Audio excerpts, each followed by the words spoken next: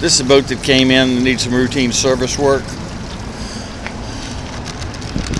So we changed the impeller. That one looks like it's 4 years old. New gaskets on it. Inner shift cable boot.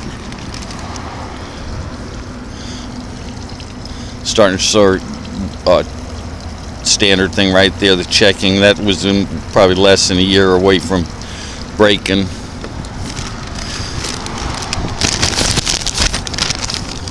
And you can tell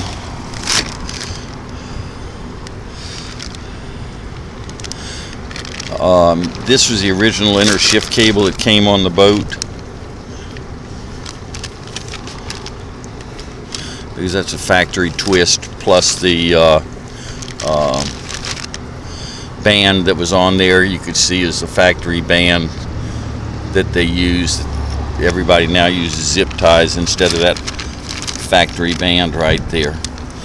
So inner shift cable, impeller, and it came in for winterization.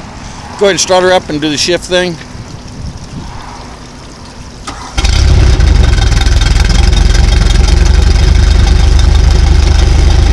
Clear. Good flow.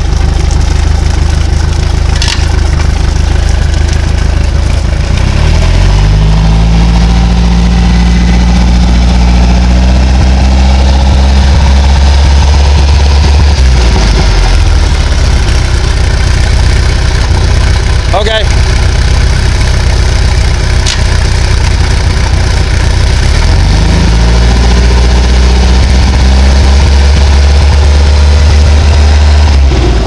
Mainly what I wanted to show,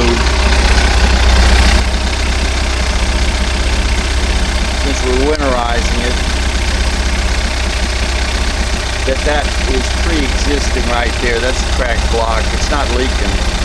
But anytime you see rust coming from the side of the motor, that means it's been improperly winterized in the past and it's got a cracked block.